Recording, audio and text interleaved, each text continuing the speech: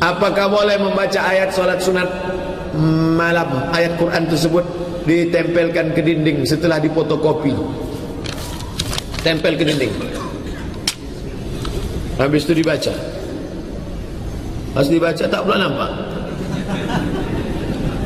Apa hukum solat menengok mushaf? Boleh. Apa dalilnya? Aisyah punya hamba, Aisyah maula Huzaifah maula Aisyah. Ada laki-laki namanya Huzaifah maula Aisyah, dia jadi imam, dia solat melihat amal sahabat. Itu dalil boleh. Sudah saya bahas dalam buku 30 fatwa seputar Ramadan. Baca tentang masalah boleh melihat mushaf waktu solat. Kalau HP Pak Ustaz boleh. Bismillahirrahmanirrahim. Alif Lam Mim. Tapi Quran digital. Adapun koneksi HP mati.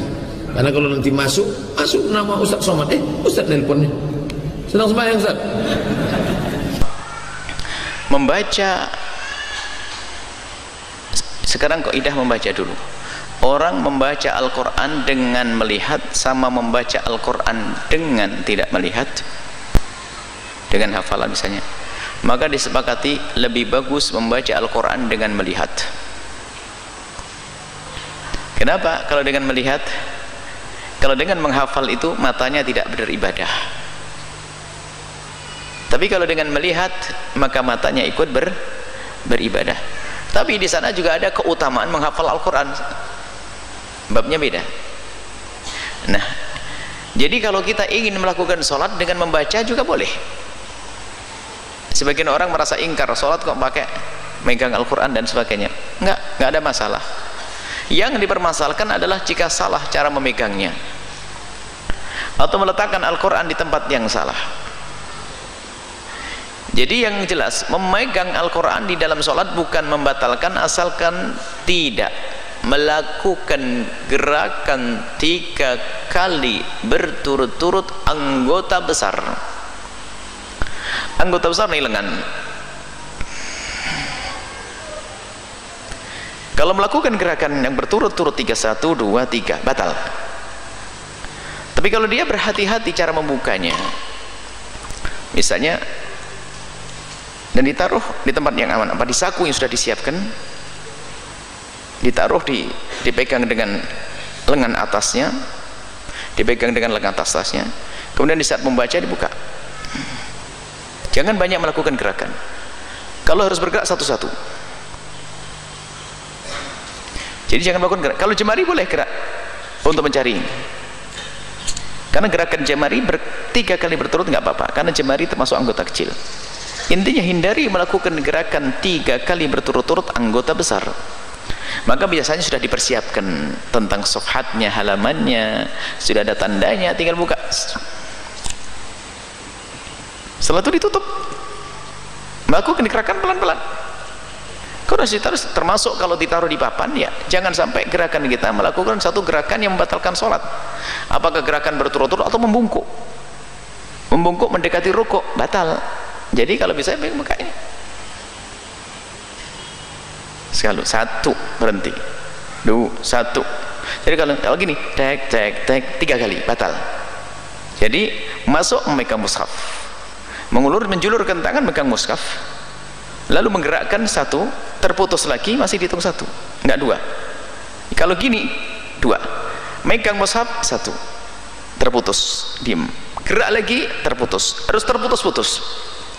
Kalau terputus-putus itu tidak dianggap berurut-urutan, maka itu tidak membatalkannya. Jadi mohon hati-hati yang membaca mushaf dengan melihat memegang Al-Quran, tolong hindari gerakan 3 kali berturut-turut anggota besar, leher, tangan, kecil, jemari, hidung, mata, itu kecil, anggota kecil.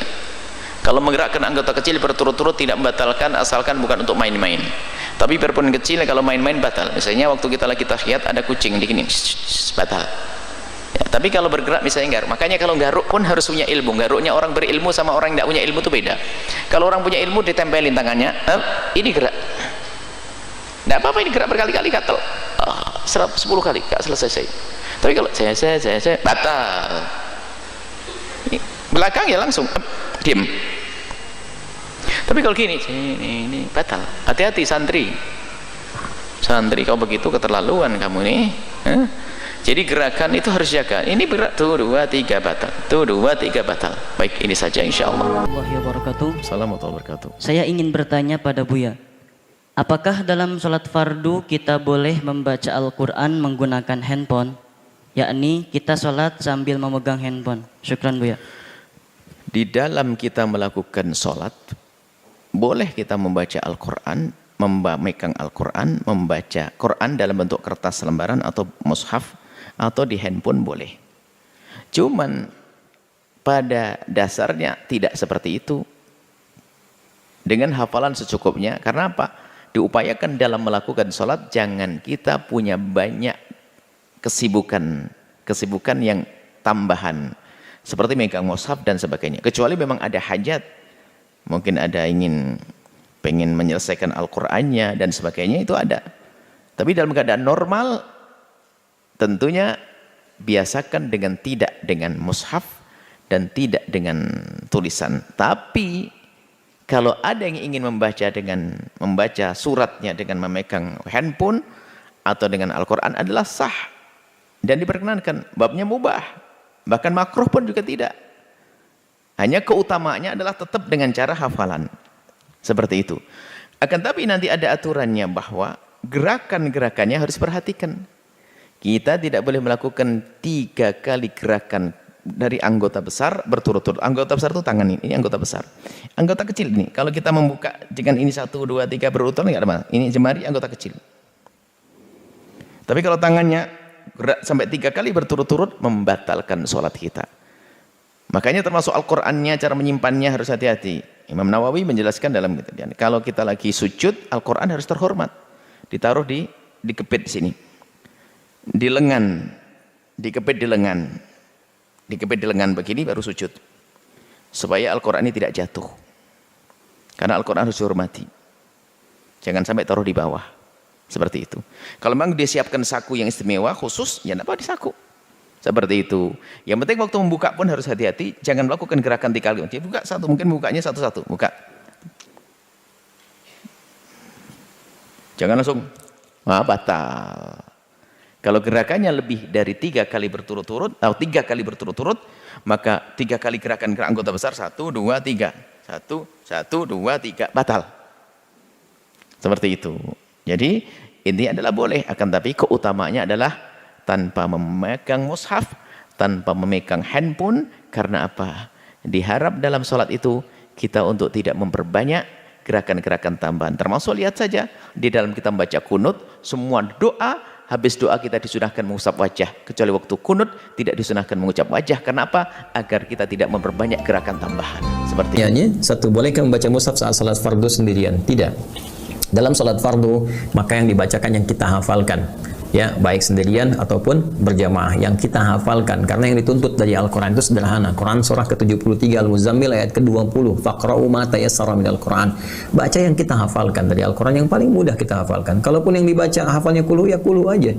Ya kul huwallah, silakan. Sambil kita membaca itu, kita menghafalkan lagi surat yang lainnya.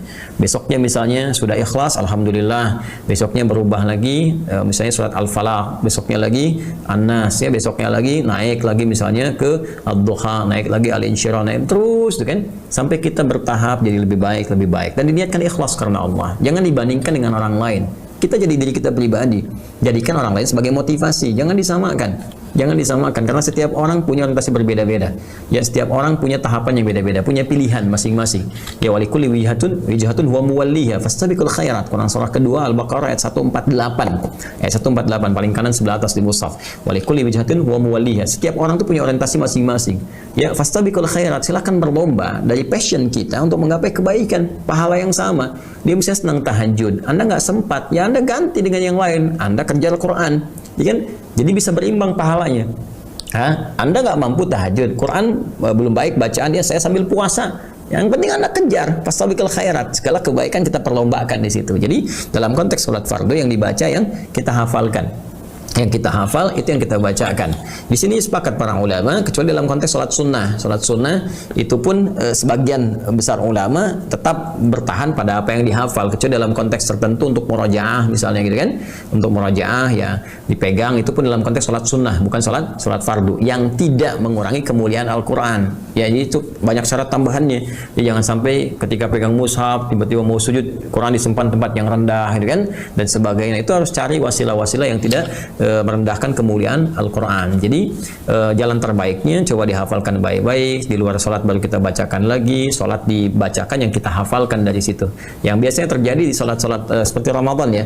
Ya, sholat seperti Ramadan. Jadi kalau orang sendirian itu jarang sekali pegang mushaf. Biasanya kalau Ramadan jadi makmum untuk menyimak gitu kan. Nah, itu pun ada perselisihan pendapat di kalangan ulama yang membolehkan tetap dalam konteks ibadah sunnah. Itu pun yang sekiranya menggunakan mushaf dalam kondisi yang tidak merendahkan kemuliaannya. Jadi kecil, dia masukin kantong kalau sujud gitu kan, tidak ada potensi jatuh dan sebagainya.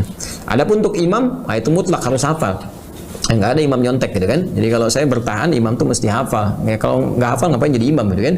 Nah, dan dalam konteks tertentu kadang kita temukan, kalau saya berpendapat mengambil pendapat para jumhur ulama yang menekankan bahwa imam itu menjadi imam karena hafal, bagus bacaannya. Ya, orang yang afqah, orang yang paling fikih, ya, kemudian asan, orang yang paling tua, sepuh, paham fikih salat, kemudian paling bagus bacaannya, juga paling mengerti, ya. Jadi bukan belum hafal kemudian maksain jadi imam atau membaca ayat yang nggak hafal, itu yang tidak diperkenankan.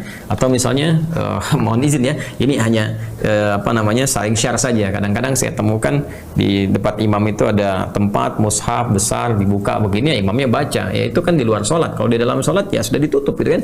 Nah, jangan sampai lagi baca begini udah kipas angin hilang gitu kan, dari Al-Baqarah tiba-tiba pindah misalnya ke Al-Hujurat. Nah, ini susah balik laginya, ini jadi persoalan juga. Ya ayyuhalladzina amanu nggak selesai gitu kan. Baik, karena ayat yang pengen dibaca kutiba alaikumusiyam, sementara yang terbuka ayyuhalladzina amanu la yasraqu minkum gitu. Jadi repot. Wallahu taala. Assalamualaikum warahmatullahi wabarakatuh. Ikhwan dan akhwat yang dirahmati Allah Subhanahu wa taala. Subhanallah, Ramadan kali ini Ramadan spesial, bermunculan imam-imam baru yang sebagian di antara mereka mungkin tidak pernah menjadi imam tarawih seumur hidup, namun pada kesempatan kali ini mereka harus menjadi imam demi untuk menegakkan ibadah di rumah-rumah mereka karena kondisi pandemi yang ada. Maka yang jadi masalah, sebagian dari mereka tidak memiliki hafalan Quran atau hafalan Qurannya sedikit, tidak banyak. Kemudian juga banyak di antara mereka yang ingin bisa menghatamkan Quran dalam sholat tarawih, sementara hafalan Quran yang terbatas. Apa solusi yang diberikan? Maka di antaranya syariat membolehkan seorang sholat sambil membaca dari mushaf, dan ini dipraktikkan oleh Aisyah radhiyallahu taala anha di malam bulan Ramadan. Beliau radhiyallahu anha pernah menyuruh budaknya untuk menjadi imam sambil membaca dari al-mushaf. Ya, dan ini adalah praktik dari para salaf. Az-Zuhri, seorang imam dari kalangan tabi'in, juga mengatakan khiyaruna yaqra'una minal mushaf, yaitu banyak orang-orang soleh juga mereka sholat sambil membaca al-mushaf supaya bisa membaca dengan sebanyak-banyaknya dalam sholat malam atau sholat tarawih. Di antara cara yang bisa kita gunakan untuk baca mushaf adalah meletakkan mushaf suatu tempat di depan kita. Nah, kita menghadap kiblat sementara mushaf di depan kita sehingga kita baca seperti biasa. Setelah itu nanti kalau kita mau ruku, ya terpaksa mungkin kita agak ke kiri sedikit, kemudian kita baru ruku, Allahu Akbar, ya. Setelah itu kemudian kita sujud. Ketika kita balik berdiri, kita geser lagi sedikit untuk kemudian membaca dari mushaf di depan kita. Tidak mengapa kita kemudian misalnya membuka mushaf, ini gerakan yang tidak mengapa, ya, karena gerakan yang diperlukan, ya, demi kemaslahatan sholat, karena kita dituntut untuk bisa sholat malam dengan lebih panjang dan lebih lama. Ya, ini adalah cara pertama tatkala kita ingin sholat dengan membuka mushaf di depan kita. Adapun cara kedua, caranya kita dengan memegang mushaf, kemudian bisa kita pegang, ya, seperti begini mungkin sambil kita bersedekap, bisa. Itu tidak mengapa kita pegang begini, ya. Insya Allah tidak jadi masalah, tapi kita bisa pegang bersedekap. Dan ketika kita ingin butuhkan untuk membuka, kita tinggal buka mushaf tersebut, tidak jadi masalah. Ini gerakan yang ditoleransi dalam ibadah sholat. Nah, ketika kita ingin ruku atau ingin sujud, maka kita bisa meletakkan di meja seperti ini, baru kita ruku.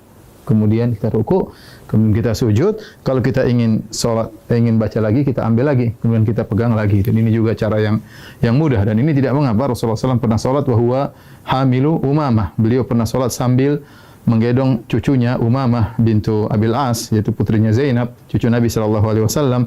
Ketika Nabi SAW fa idza sajada ya wada'aha. Kalau Rasulullah sujud, maka Rasulullah meletakkan Umamah. Kalau Rasulullah SAW berdiri, hamilah Rasulullah SAW memegang Umamah. Ini cara kedua yang bisa kita lakukan. Adapun cara ketiga yang mungkin mudah juga adalah dengan menggunakan HP ya. Dengan menggunakan HP ya, kita memegang sholat sambil kita megang mushaf ya, bisa kita begini oke saja, atau kita begini, insyaallah nggak ada masalah. Kita sambil begini kita memegang mushaf ya. Ketika kita ingin ruku, maka tinggal kita masukkan di kantong, baru kemudian kita ruku dan sholat seperti biasa. Nanti kalau kita ingin lanjutkan, tinggal kita pegang kembali, kemudian kita baca mushaf, terserah mau setengah juz, 1 juz, sepuas kita. Dan ini gerakan yang ringan juga dengan memegang mushaf. Yang perlu saya ingatkan, adapun makmum ya, makmum maka tidak perlu makmum memegang apa? Mushaf ya. Ya, jadi sebagian makmum tatkala mereka sholat, mereka sambil mengikuti bacaan imam dengan memegang mushaf, dan ini adalah cara yang keliru, karena makmum tidak perlu untuk memegang mushaf. Yang perlu adalah imam. Dengan demikian para ulama melarang para makmum untuk memegang mushaf karena adalah gerakan yang tidak diperlukan, dan asal hukum dalam gerakan dalam salat adalah makruh. Karena ini gerakan yang tidak diperlukan, maka mereka tidak disyariatkan untuk memegang Al-Quran. Semoga para ikhwan yang jadi imam-imam baru di tahun ini, semoga bisa menjalankan ibadah dengan sebaik-baiknya dan bisa memimpin keluarga dalam melaksanakan, mengisi hari-hari mereka, waktu-waktu mereka di malam-malam Ramadan. Taqabbalallahu minna wa minkum. Semoga ibadah kita diterima oleh Allah Subhanahu wa taala. Assalamualaikum warahmatullahi wabarakatuh.